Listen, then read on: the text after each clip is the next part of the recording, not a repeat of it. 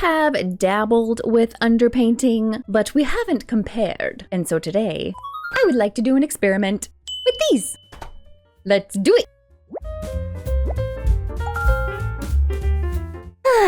Welcome back. So a few months ago, I came up with a drawing. It was this one, and I decided that I was going to do one identical. I did it to the best of my ability. The lines are a little bit thicker, but the lady is still the same. And using these, I originally was going to do a comparison of art supplies, but I didn't do that, and I didn't know what I wanted to do with these two little drawings until today. Like I said, I am a huge fan of the underpainting process, and I think it brings a lot to your artwork. While I have made multiple pieces with underpaintings, I have never compared a piece with an underpainting versus without. So I would like to dabble in that today and just hopefully make myself feel valid. Ooh, before we get started, I did want to show you guys something that I put together. This is technically the first page in the sketchbook. I really, really love how this certain piece came out. This isn't done. Eventually it will be, but for right now, I'm just very proud of this. So, okay, I'm gonna bring you in real quick. I drew this like little, I don't know, stone wall, castle wall. I made a little window with a little lady inside. I just love how it turned out. I tried to make the window kind of less busy in terms of stained glassness because I did her dress as like a stained glass dress, and I just really love how it turned out. Okay, that's enough. Okay, here, I'm gonna do it like, well, no, I kind of want this one to be the underpainting side. So this is my plan. I am going to pick out a color palette that we're going to follow for both of these artworks, and we will color them the exact same. The only difference is going to be the underpainting process. And I think that is going to be this side. Bing, bing. Why? Because I like this line work better. We'll probably also be incorporating colored pencils too, but again, they will be the exact same. And yeah, I do want to tape these down a bit so that they're not flopping all over the place. Just a little personal preference. Nice. And so I don't confuse. Yeah, so I don't confuse myself. So I don't get confused. That's right. I don't know what this is technically called for markers, but we'll just call it underpainting for now. And then no underpainting. I put down here plain Jane because I can. Now I have been rambling for a moment about underpainting, and I have just realized that maybe you might not know exactly what that is. So let me explain myself a little bit. With markers, it basically helps pop out shadows, establishes the composition, values, and tones, and it just gives us a really, really good foundation that kind of guides the rest of what the piece will look like. Generally, it's done with cool grays, warm grays, depending on what color palette you go with. I tend to lean more towards the warm grays, but that's just me. It also really helps with the color harmony and adds a little bit of depth. It just makes your job a little bit easier. Plus, it's kind of fun. I am going to generate a random palette. I'm just going to go to the first color palette generator that Google brought up for me, which is going to be this one. And I'm just going to hit generate. We'll just do it twice. Ooh, that's fun. Okay, let me try to figure out these colors. What do we think? I think that's a pretty good match. Oh, excuse me, I feel like it. I am going to grab a skin color and our underpainting color too. I'm gonna stick with our tried and true tea rose and creamy peach, one for the skin and one for the blush. You can pick multiple different underpainting colors, but we are just going to work with one today, and that is going to be our warm gray 3. Done. Okie dokie, done with you. Boop. Now I will bring you guys in a little bit. Pretty sure I got all of the graphite off of these. Now we just get to go ahead and color. This is gonna be such a fun video because this is my favorite part. Kind of flying by the seat of our pants too, as far as where these colors are gonna go. I kind of have an idea based on the ones that we have, or the ones that were generated, I guess, but we'll see how it fares. Also, I'm just now realizing that she is looking forward and she is kind of side-eyeing her. So this kind of works because I feel like she might be upset that this one is going to look so much better. At least that's my hypothesis for this. So with the underpainting, I like to go through, color in all of the bits that I know are going to be the darkest. So I'm gonna do all of the background here, excluding the stars and the clouds. Did I have to choose my driest gray? I guess I did. Also, another lovely thing about underpainting is that it does not have to be perfect. It's just there to help you create a base to build your other colors on. So if it isn't perfect, that's okay. I'm gonna color on top of it anyway. Then up here. Now, I have never looked up a proper tutorial for underpainting, but I can tell you what I do. Filling in the darkest parts, and then I will go back through the main subject itself and do any shadows or anything like that that might be there. This is how I break it down anyway. So under the hair, probably in her little part here, and then in any creases or places where things overlap where it might be a little bit darker.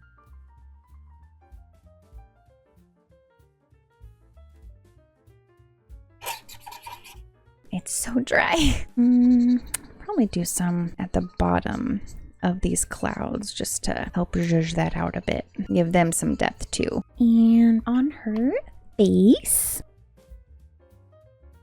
Yep, that's a good start. Okay, so that's it for the underpainting part. Now we just get to color.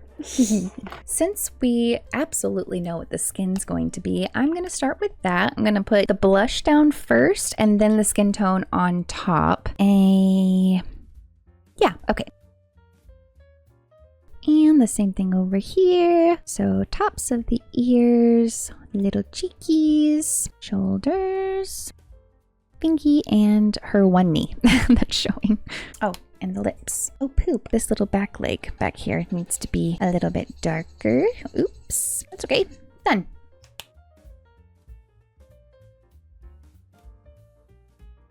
Is that it for the skin? I think it is. Okay. Great. Now I'm going to take our darker blue and do the background. Yeah. I think doing underpaintings too kind of just depends on your style and what you prefer. I mean, obviously, like someone who enjoys like flatter colors, or I guess, I don't know, flatter colors. They probably would not prefer the underpainting, but I just feel like it brings my stuff to life. So it also doesn't take that long to do. If my art can be improved by just a few little moments, I'll take it. Is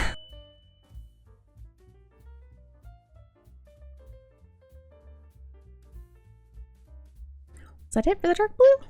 For now, I'll just keep it over here just in case. I think I'm gonna do these two different blues for her dress. Do a light blue like that, and then the darker blue fading up to it at the bottom, I think. Also the light blue up here. And then the underskirt part, I think I might do the light green down here fading into this other blue too. Yeah, I think that'll be pretty.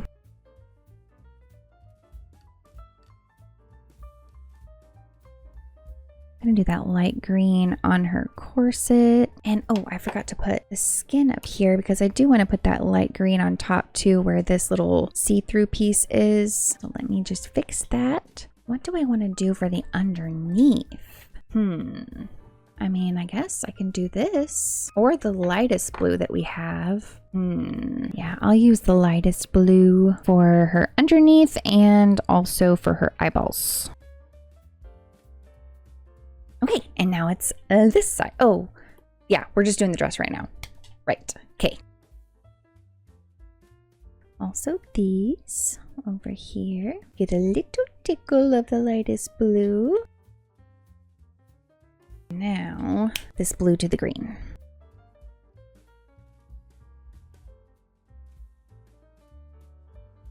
Blue our eyeballs and the underneath part. Ooh, I think I'm going to do her headband green too. I think I'm going to take the pale green and do it in her hair, maybe. I don't have anywhere else to put it, so that would be the most logical spot, I suppose. Ooh, now I'm second guessing that headband color. We might have to make that blue, but we'll see once this dries. I might use this for the underside of the ring that she's wearing, and then maybe the bright green for the top. I think I want her shoes to be the same dark blue as the sky, and that way they'll stand out against her dress too. Yeah, I think we're gonna have to change that headband color. Let's see. Let's do the Tahitian blue. Yeah, that's a much better contrast. I'm pulling out one more color because the clouds need something, and I usually go in with my cool gray 00 to bring a little bit of dimension, so I'm gonna do that, I think. That way it separates her from the background too.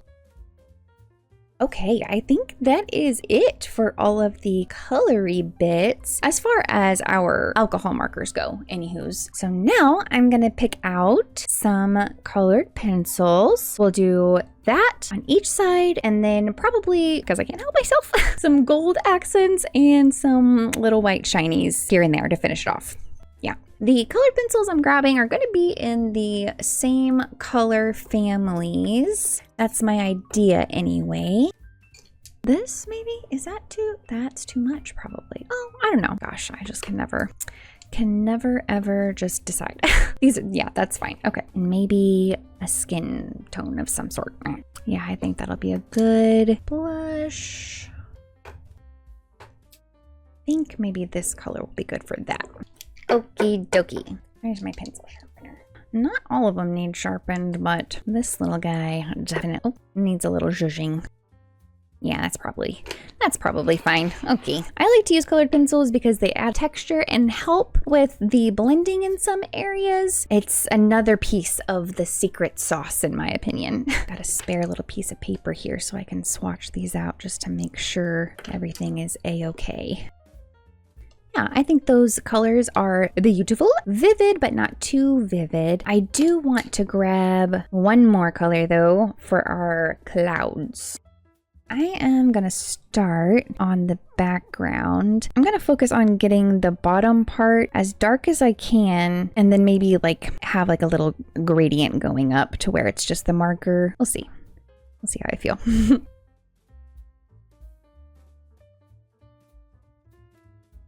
Definitely subtle, but also definitely a difference. This side's turn. Not too worried about covering up the stars because I think we're gonna go over those with our gold gel pen.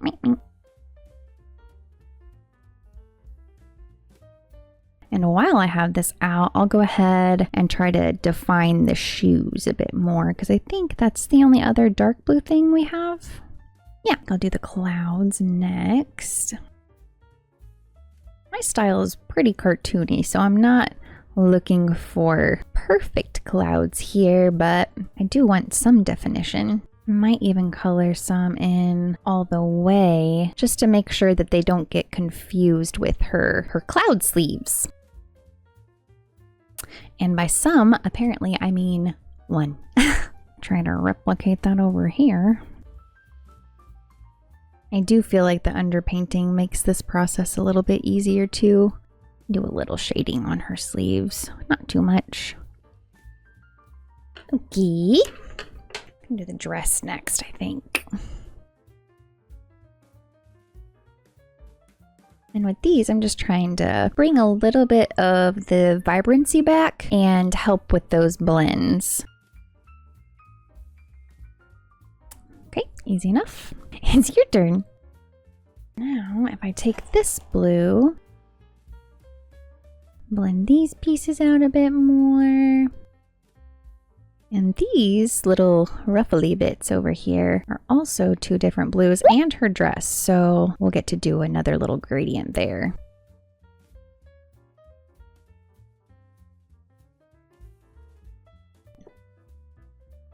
Oh shoot, that green should be up here too on her little see-through part. I apologize here. I will right my wrongs. This color is technically down here too. I think I'll start with this color and then fade it to this darker green that we've got. I do this up here too while I'm thinking about it. Not a huge difference, but a little bit of one. I might even go in with this darker blue and just darken it up just a little bit more. I mean, where it needs to be anyway. Yeah, I think that's pretty good. Zhuzh it out with our other blue until we decide that we don't want to do that anymore. I like leaving it a little textury looking, but I like to smooth out what bits look scratchy. Guess I'll go in with this green now. Same thing over here. Kiss of this at the end of her dress.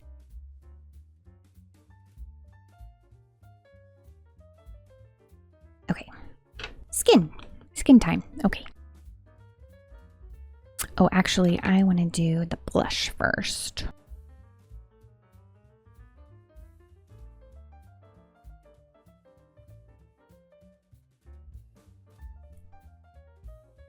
Okay, now we can do the skin.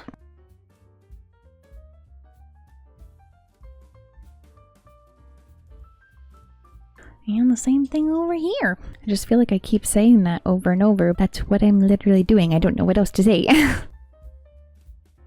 think the step 2 is typically where if there were any like muddy bits, this certainly helps. All right. Let's get these gold bits and little white flecks on here, and then we will take a peek. You can see it already, but you know what I mean, right?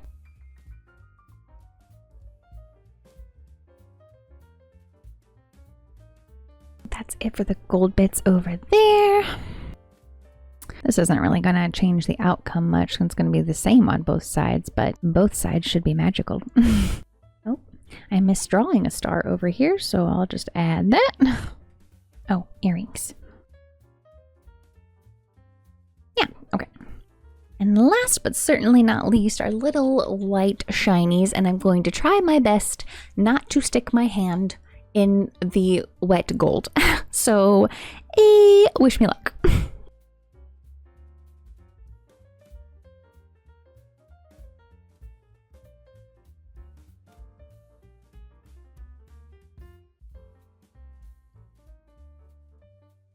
I might even use this to do a little design up here. Something like that.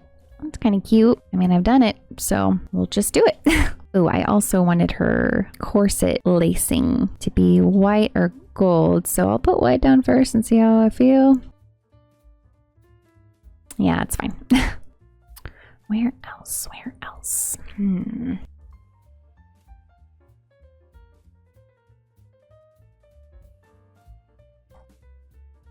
Little tips of her toes, probably. Maybe even back there on her heel. Sure.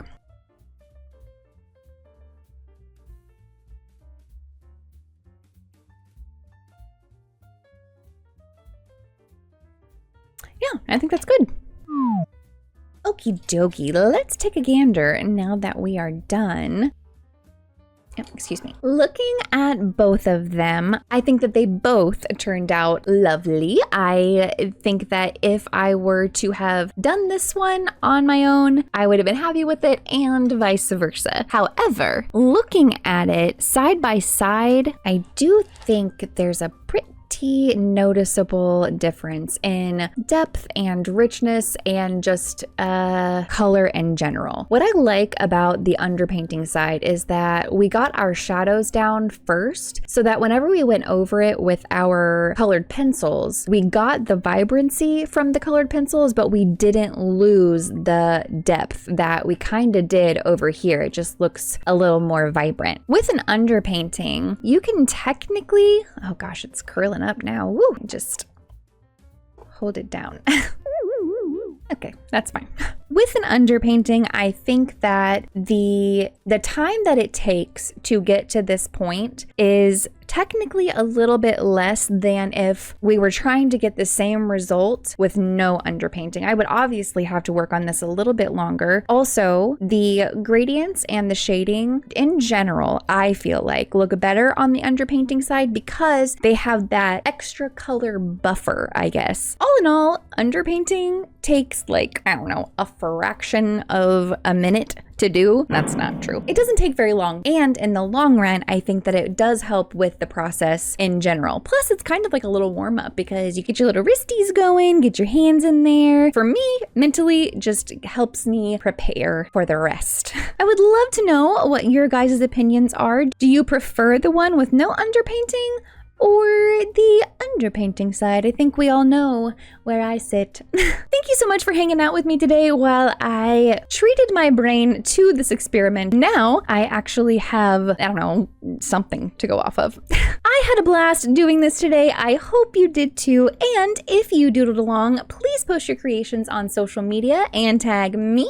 You can find me here on Instagram and here on Blue Sky. I would absolutely love to see anything that you create. Please don't forget to like and subscribe. It helps out the channel a whole bunch. And until I see you next week, don't forget to be kind to yourself. Bye!